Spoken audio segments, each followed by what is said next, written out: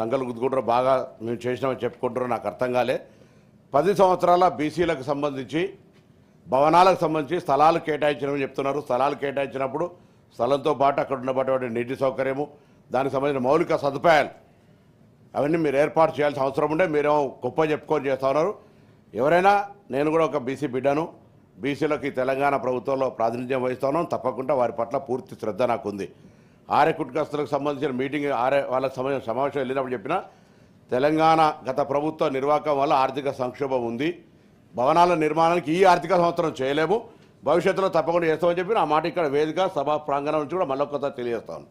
గౌరవ ముఖ్యమంత్రి గారు మొన్న కుర్మ సంఘ భవనాన్ని వాళ్ళు కొంత స్వయంగా చేసుకొని కొంత ప్రభుత్వం ఇచ్చిన ఈ 10 కోట్లలో వాళ్ళిద్దరు మాత్రమే ఆ నిధులు వినియోగించుకున్నారు. వేరే వాళ్ళకి ఎవరికి ఇవ్వలేదు. దాని మీద మా కులం వాళ్ళు కూడా మమ్మల్ని 10 ఏళ్లలో ఉన్నోళ్ళను విమర్శించకుండా ఇప్పుడు విమర్శించే విధంగా కుట్రలు జరుగుతాయి. అదంతా ఓకే. ఇప్పుడు నేను చెప్తున్న సబ్జెక్టు 42 భవనాలకు వీళ్ళు ల్యాండ్ కేటాయించారు అధ్యక్ష. మేమే ఆనాడేం ఆపలేదే. 42 భవనాలకు సంబంధించిన మౌలిక సదుపాయాలు కల్పించడంలో అవి కల్పించినట్టయితే బాగుంటుండే. దాని తర్వాత ఈరోజు ప్రశ్న అడిగింది జిల్లాలకు సంబంధించి. జిల్లాల్లో ఇప్పుడున్నటువంటి ఆలోచన, ఎందుకంటే రాష్ట్రంలో ఇచ్చినే పూర్తి కాలేదు. ఇప్పుడున్నటువంటి ఆర్థిక పరిస్థితులలో అనేక కార్యక్రమాలు సంక్షేమ అభివృద్ధి ఒక నిర్మాణాత్మకంగా ఉండాలి. ఏదో పైన పటారం లోన లోటారం ఇందులో ఊపర్ శర్వాణి అందరు పరిశాన్ అన్నట్టుగా ఆర్భాటానికి పోయే ఆలోచనతోట్లేం. పక్కడబందిగా ఉన్నటువంటి పరిస్థితులు, మౌలిక సదుపాయాలు, నిధులు, వాటన్నిటికి సంబంధించి బలహీన వర్గాల పాత్ర, వాటికి ఉండేటువంటి షేర్ తీసుకొని ముందుకు పోతాం. ఇక వీళ్ళు ఇంకా సంబంధించి బలహీన వర్గాలకు సంబంధించి సరే క్వశ్చన్ ఇంకొక డిఫరెంట్ ఉన్నా దానిలో వీళ్ళు బలహీన వర్గాలకు సంబంధించిన అంశం మీద మాట్లాడుతున్నప్పుడు అధ్యక్ష మొత్తం 10 సంవత్సరాల 8,000 కోట్లు కేటాయిస్తే బడ్జెట్లోనే 2,000 కోట్లు దానికి శాంక్షన్ ఇచ్చినారు. శాంక్షన్ ఇచ్చి ఖర్చు చేసింది 800 కోట్ల అధ్యక్ష.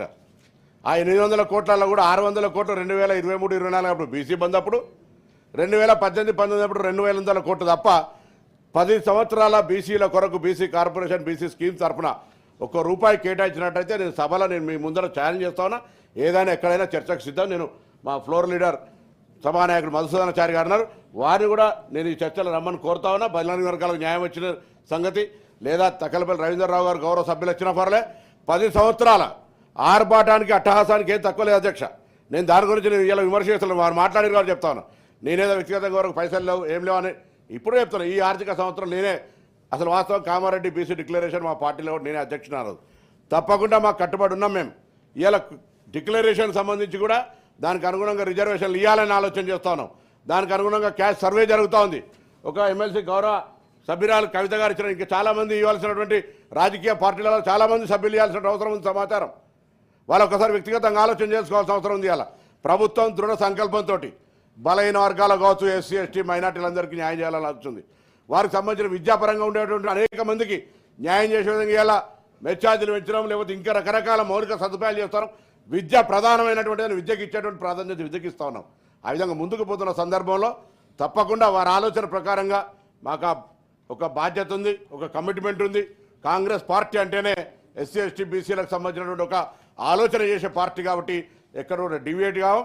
తప్పకుండా వారు పెద్ద మనసు చేసుకొని బలహీన వర్గాల సంక్షేమం గురించి మాట్లాడేందుకు మరొక్కసారి ధన్యవాదాలు తెలియజేస్తూ 100%గా ఈ యొక్క మిగతా కుల భవనాలు అయితే 42 శాంక్షన్ చేశారు, ఇంకా కూడా చేస్తాం. మేము ప్రభుత్వంలోకి వచ్చిన తర్వాతనే మీరు ఏర్పాటు చాలా కాలంగా మున్నూరు కాపు లాంటి కార్పొరేషన్లు లేదా ఇతరత్ర అనేకమైన డిమాండ్ ఉండే వాళ్ళందరూ కూడా 8 కార్పొరేషన్లు ఇచ్చినాం. వాటికి నిధులు కూడా కేటాయిస్తున్నాం. ఈ సంవత్సరం ఉన్నటువంటి పరిస్థితికి వచ్చే సంవత్సరానికి తేడా ఉంటుంది. Backward class is my priority, my government priority. Ravindra Rao గారు.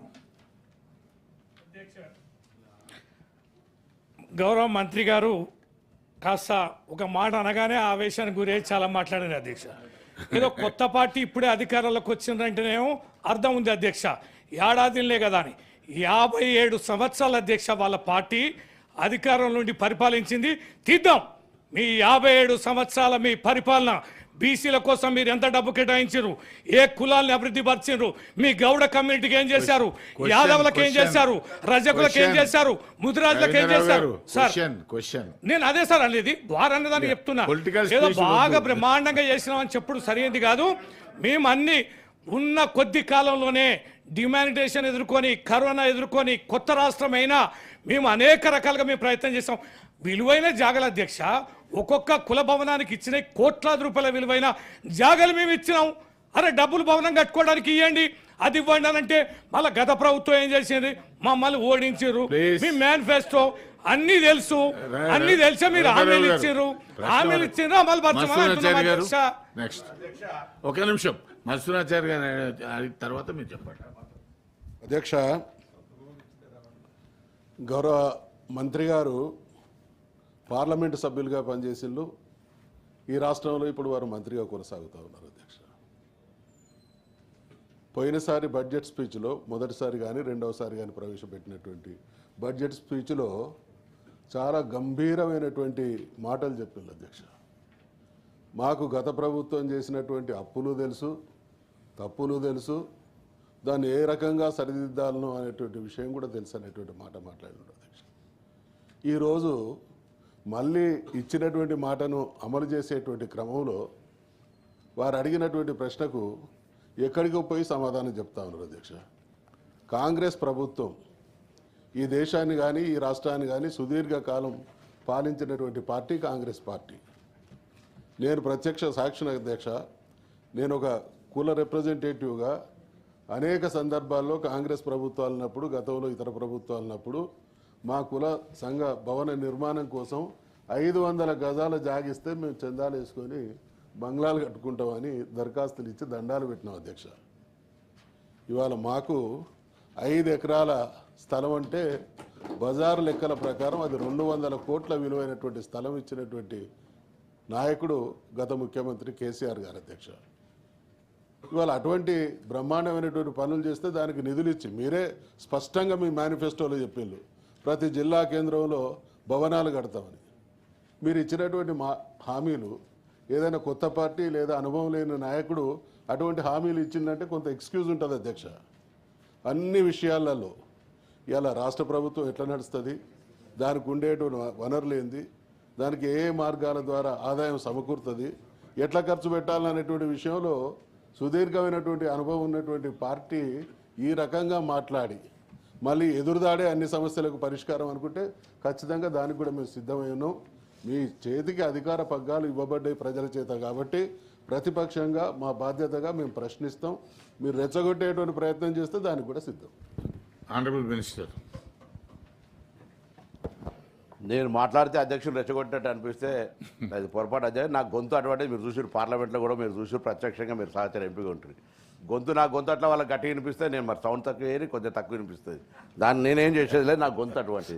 తర్వాత స్థలాలు ఇచ్చిన సొంత స్థలాలు ఇచ్చిర్రా, ఫామ్ హౌజులకి కోసి ఇచ్చిర్రా, లేకపోతే ఏమైనా మీరేమన్నా నేను మాట్లాడుతా అధ్యక్ష, నేను మాట్లాడుతున్నా, ఐఎమ్ నాట్ ఎయిలింగ్, నేను మాట్లాడుతున్నా, జవాబు చెప్పిన తర్వాత చెప్పండి. నేను జవాబు మీరు రండి మీరు జిల్లాలలో చూస్తాం. ఇలా మీ దగ్గర మాట్లాడుతున్నప్పుడు